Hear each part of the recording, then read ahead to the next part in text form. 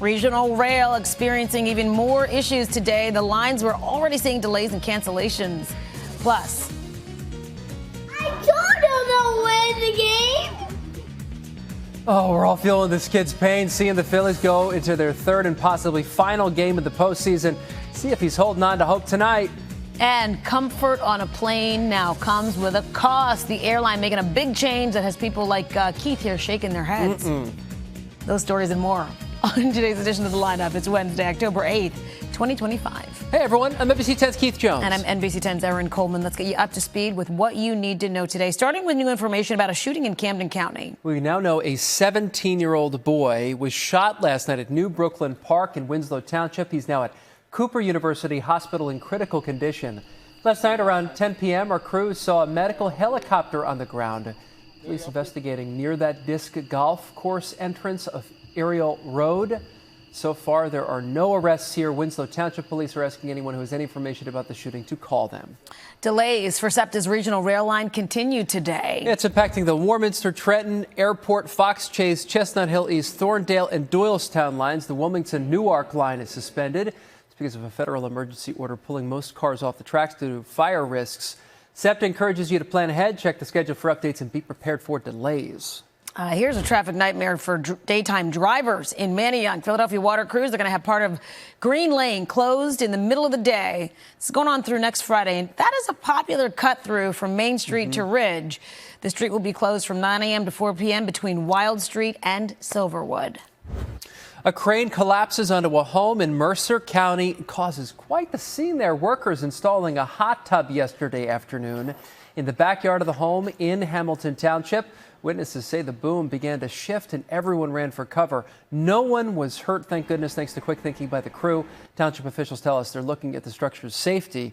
We reached out to the homeowner who declined to comment.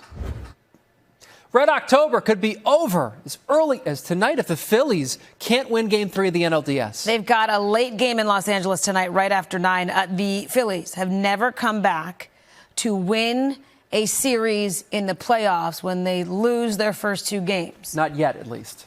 Right. So just hear that stat and then forget it. Yep. Looking ahead to tonight, Aaron Nola is the starting pitcher. Ranger Suarez is the backup. All right.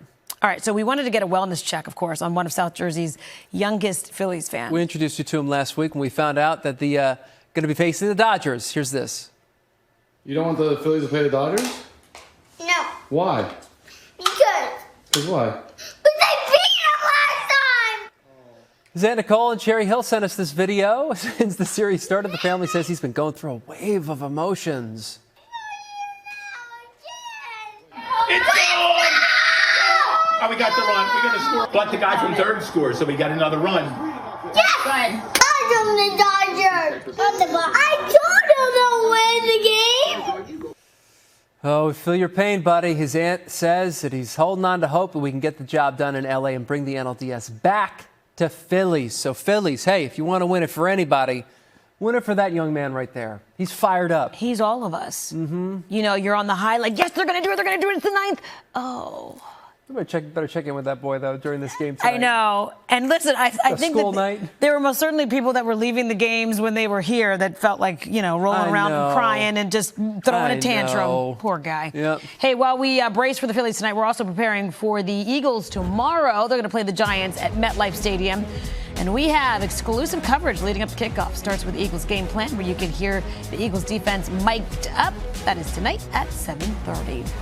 How about this? There's a new study that finds Philadelphia is the worst major city in America to drive in. Wallet Hub ranked 100 cities, with the best being number 1. Philly came in dead last. The study used 30 key metrics ranging from the average price for gas to the number of hours spent in traffic congestion each year. Philadelphia ranked among the highest in congestion, by the way. The study also found Philly drivers pay above average costs for parking and car insurance. Other factors that impacted the city's low score: Philly's aging infrastructure and the number of potholes. All right, that last part there. We're pretty bad when it comes to potholes. But, Keith, are you surprised that we were dead last out of some of these other cities? Come on. It makes no sense. It doesn't make any sense. If you've ever driven in and out of New York City, or driven around L.A., or driven around Atlanta, insurance rates are higher in L.A. and New York. Sure it is. Aging infrastructure, it's New York. I mean, you get stuck in a tunnel, the Lincoln Tunnel or the Holland Tunnel in New York. I don't what? get that. Yes, Philadelphia traffic is bad. We deserve to be maybe in the top 10. Of course we do, yes. Fine. Totally. But number one, It's worst crazy. traffic? Crazy. I'm like, those metrics are off. Yeah. No, it's bizarre. Not making any excuses, but, I've been way more frustrated in other cities. For sure. Yeah, because it's unexpected in other cities. Here in Philly, you kind of know. You kind of know in advance, all right, this time of day here. But that's Whereas same like with the New other York. cities, like they got parades constantly affecting highways. The 405 in LA. Exactly. Like, come on. Brutal. Yeah, so who knows? Yeah, so there's that on the roads. You feeling burnt out at work, though? We sounded a little stressed out about that last story. Maybe so, I don't know. If so, you're not alone.